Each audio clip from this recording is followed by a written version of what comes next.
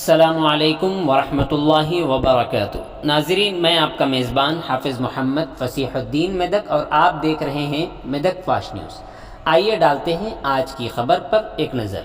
आज मेदक टाउन के बीजेपी दफ्तर में मुनाकिदा एक प्रेस कॉन्फ्रेंस में बीजेपी के ज़िला सदर मिस्टर जी श्रीनिवास ने मीडिया के नुमाइंदों से बात करते हुए कहा कि इंदिरा गांधी स्टेडियम का नाम इंदिरा गांधी के नाम से क्यों मौसूम किया गया है, क्योंकि इंदिरा गांधी जिस वक्त यहाँ से कामयाब हुई थी तो उन्होंने कोई फंड इस स्टेडियम के लिए नहीं दिया है। उन्होंने कहा कि एनटीआर के दौरे हुकूमत में तेलुगु देशम हुकूमत को मंजूरी दी गई थी और उसकी शुरुआत उस वक्त के एमएलए व वज़ीर मिस्टर कर्नम रामचंद्र राव और चीफ मिनिस्टर नारा चंद्रबाबू नायडू के दौर में हुई थी। अगरचे हुकूमत ने 6 करोड़ रुपये की मंजूरी दी है।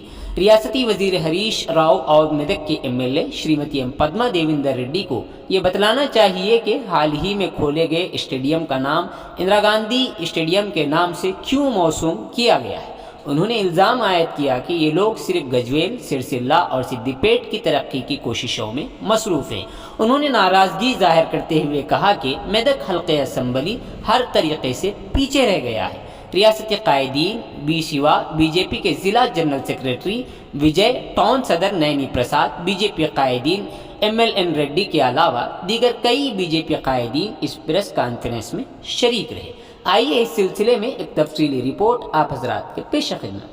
नाजरीन, जैसा कि आप देख रहे हैं, हम ज़िले मेदक की तारीख़ में पहली मरतबा उर्दू ज़ुबान में आप तक ज़िले की अहम ख़बरें पहुँचा रहे हैं। लिहाजा हम आपसे गुजारिश करते हैं कि आप लोग भी ज़रूर हमारे चैनल को लाइक करें, शेयर करें और सब्सक्राइब करें और साथ ही साथ बेल आइकन के बटन को भी दबा दें ताकि हमारी जानिब से जब कभी भी किसी भी किस्म की अपडेट दी जाए तो उसकी इत्तला आपको नोटिफिकेशन के ज़रिए सबसे पहले मिल सके। नाजरीन, अगर आप लोग अपने कारोबार या किसी और किस्म के मुताल्लिक़ हमारे चैनल पर इश्तिहार देना चाहते हों या फिर एडवर्टाइजिंग करवाना चाहते हों तो हमारे सेल नंबर 9000214611 पर हमसे रब्त पैदा करें।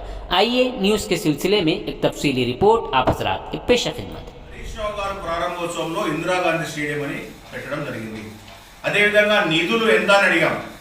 ఎవరు, ఏ ప్రభుత్వము, రాష్ట్ర ప్రభుత్వమా, కేంద్ర ప్రభుత్వమా, ఎవరి నిధులు ఎంత అని చెప్పేసి అడిగాము. అక్కడ వాళ్ళు క్లియర్గా చెప్పడం జరిగింది. ఇది 100కి 100% 6 కోట్ల రూపాయలు కేంద్రం నుంచి నిధులు వచ్చాయి. 6 కోట్ల రూపాయలు కేంద్రం నుంచి వచ్చినాయి. రాష్ట్ర ప్రభుత్వం నయా పైసలు, రాష్ట్ర ప్రభుత్వం సింగిల్ ఎన్పి ఆ శిలాఫలకంకి అయినటువంటి ఖర్చు కూడా రాష్ట్ర ప్రభుత్వం డబ్బులు పెట్టలేదు. కానీ సొమ్ము ఒకరిది సోకొకరిది మాదిరిగా కేంద్రం నుంచి నిధులు వస్తే రాష్ట్ర ప్రభుత్వము, ఇక్కడ స్థానిక మంత్రివర్యులు, స్థానిక ఎమ్మెల్యే గారు మరి ఇందిరాగాంధీ పేరు పెట్టడంలో అంతర్యం ఏంది అని చెప్పేసి మేము సూటిగా అడుగుతా ఉన్నాం. దీనికి మెదకు ప్రజలకు తప్పకుండా మీరు సమాధానం చెప్పాల్సినటువంటి అవసరం ఎంతైనా ఉంది. అసలు వాస్తవంగా ఈ సింథటిక్ ట్రాక్ ఏదైతే ఉందో ఈ సింథటిక్ ట్రాక్ తీసుకొచ్చినటువంటి ఘనత Bharatiya Janata party. Synthetic track మంజూరు చేయించినటువంటి ఘనత Bharatiya Janata party. Synthetic track నిధులు ఇచ్చినటువంటి ఘనత నరేంద్ర మోడీ గారిది, భారతీయ జనతా పార్టీ. పేరాల చంద్రశేఖరరావు గారు ఏబీవీపీ ఆత్మీయ సమ్మేళనంలో 2016లో మెదక్ పట్టణంలోని ద్వారకా గార్డెన్లకు వచ్చారు. విద్యార్థుల యొక్క ఆత్మీయ సమ్మేళనంలో వచ్చారు.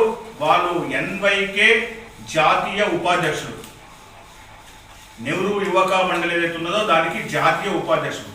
వారి పరిధిలో ఈ స్టేడియంకి సంబంధించినటువంటి నిధులు కానీ వారి పరిధిలో ఉంటాయి.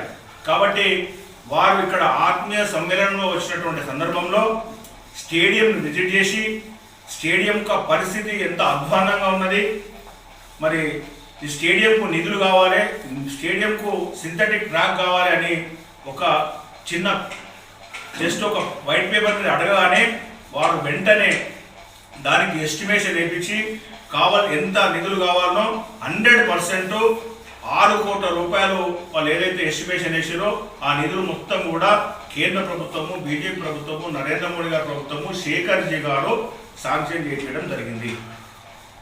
మరి కేంద్ర ప్రభుత్వం డబ్బులు తీసుకుంటాం, కేంద్ర ప్రభుత్వ డబ్బుల నుంచి సింథటిక్ ట్రాక్ అవుతుంది.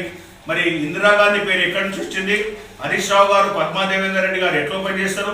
సరే, మీరు స్థానిక ఎమ్మెల్యే, స్థానిక మంత్రి కాబట్టి ఓపెన్ చేశారు.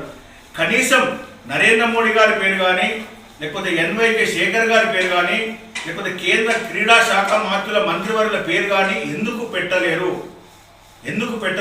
పెట్టాల్సినటువంటి బాధ్యత మీ మీద ఉందా లేదా అని చెప్పేసి మేము సూటిగా అడుగుతా ఉన్నాం. ఇప్పటికైనా ఈ పత్రికాముఖం ద్వారా స్థానిక ఎమ్మెల్యే, మంత్రివర్యులు వెంటనే మెదక్ ప్రజలకు క్షమాపణ ఇవ్వాల్సినటువంటి అవసరం ఉందని చెప్పేసి నేను తెలియజేస్తా ఉన్నాను. లేని పక్షంలో మేము తప్పకుండా ఇది మా లీగల్ సెల్ ద్వారా వారికి నోటీసులు పంపించడానికి మేము వెనుకపోమని చెప్పేసి నేను తెలియజేస్తా ఉన్నాను. మరి అదేవిధంగా ఏదైతే చూస్తూ ఉన్నాం, మనం అభివృద్ధి ఏదైనా జరుగుతుందంటే కేంద్ర ప్రభుత్వం అభివృద్ధి మాత్రమే. రైల్వేలు అయితేనేమి, హైవేలు అయితేనేమి, ఇప్పుడు బాలానగర్ టు బైన్సా అయితేనేమి, ఎలకతుర్తి టు మెదక్ అయితేనేమి, అదేవిధంగా సిద్దిపేట మెదక్ అయితేనేమి, ఇవన్నీ కూడా అభివృద్ధి ఏదైనా జరుగుతుందంటే అది కేవలం మన కేంద్ర ప్రభుత్వ నిధుల ద్వారానే జరుగుతూ ఉన్నది. ఇప్పటికైనా వారు క్షమాపణ చెప్తూ వాస్తవంగా ఆనాటి మంత్రివర్యులు కర్ణం రామచంద్రరావు పేరు పెడతావా, ఎన్టీ రామారావు పేరు పెడతావా, లేనట్లయితే పార్టీలకు అతీతంగా మన క్రీడాకారులకు స్ఫూర్తి అయినటువంటి జ్ఞాన్ చంద్ గారి పేరు పెడతావా? ఈ 3 పేర్లలో మీకు ఏది నచ్చినా అది పెట్టాలని చెప్పేసి నేను కోరుతా ఉన్నాను. అదేవిధంగా రోడ్ వైడింగ్లో భాగంగా అక్కడ జ్ఞాన్ చంద్ విగ్రహాన్ని తొలగించి పక్కన పెట్టిర్రు. వెంటనే ఆ జ్ఞాన్ చంద్ విగ్రహాన్ని పెట్టాలి. ఆ స్టేడియం కూడా జ్ఞాన్ చంద్ గారి పేరు పెట్టాలని చెప్పేసి భారతీయ జనతా పార్టీ మెదక్ జిల్లా పక్షాన మేము కోరుతా ఉన్నాం. లేని పక్షాన తప్పకుండా మా లీగల్ సెల్ నుంచి నోటీసులు పంపించేసి తప్పకుండా దానికి వాళ్ళు క్షమాపణ ఇప్పించి మూల్యం చెల్లించే విధంగా బీజేపీ మెదక్ జిల్లా చేస్తుందని చెప్పేసి నేను తెలియజేస్తున్నాను. పట్టణము భారతీయ జనతా పార్టీ జిల్లా కార్యాలయంలో ఈ విలేకరుల సమావేశం ఏర్పాటు చేయడంలో ముఖ్య ఉద్దేశం ఏంటంటే, మెదక్ పట్టణంలోని స్టేడియం ఏదైతుందో ఆ స్టేడియానికి సంబంధించినటువంటి కొన్ని విషయాలను మీ ముందు ఉంచే ప్రయత్నం చేయడానికి ఈ సమావేశం ఏర్పాటు చేయడం జరిగింది. మరి ఈ స్టేడియం ఏదైతుందో ఈ స్టేడియము అప్పుడు స్వర్గీయ ఎన్టీ రామారావు హయాంలో శంకుస్థాపన చేసి చంద్రబాబు నాయుడు హయాంలో పూర్తి చేయడం జరిగింది. అప్పుడు ఏదైతే బీజేపీ టీడీపీ అలయన్స్లో భాగంగా ఉన్నటువంటి ప్రభుత్వంలో స్వర్గీయ కర్ణం రామచంద్రరావు గారు ఎమ్మెల్యేగా, మంత్రిగా ఉన్నటువంటి సందర్భంలో ఈ స్టేడియం ప్రారంభించుకోవడం జరిగింది. స్టేడియం ప్రారంభించుకున్న తర్వాత చాలా కాలంకు మనకు తెలంగాణ రాష్ట్రం ఏర్పాటు చేసుకున్నాం. తెలంగాణ రాష్ట్రం ఏర్పాటు చేసుకుంటే ఇంకా ఎక్కువ అభివృద్ధి చేసుకోవచ్చు. నీళ్లు, నిధులు, నియామకాల పేరు మీద సాధించుకున్నటువంటి తెలంగాణలో మనం మెదక్లో సబ్బండ వర్గాలు కూడా వంటా వార్పు, రస్తా రోకోలు, బందులు చేసి కొట్లాడి సాధించుకున్నటువంటి తెలంగాణ.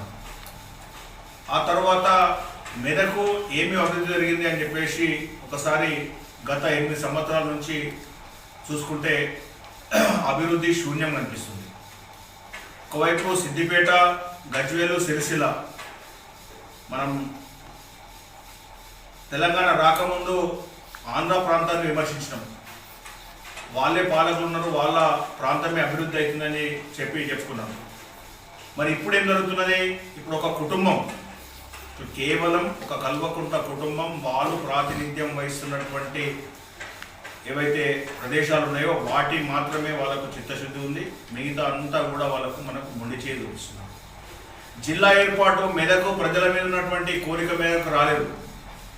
కానీ తెలంగాణ రాష్ట్రంలో ఏ జిల్లా కావాలని ఎవరు కూడా పోరాటం చేయలేరు. 98 రోజులు మనం ఇక్కడ దీక్ష చేసి పోరాటం చేసి సాధించుకున్నటువంటి ఈ మెదక్ జిల్లా కేంద్రం. మరి ఇట్టి సందర్భంలో మన ఆగస్టు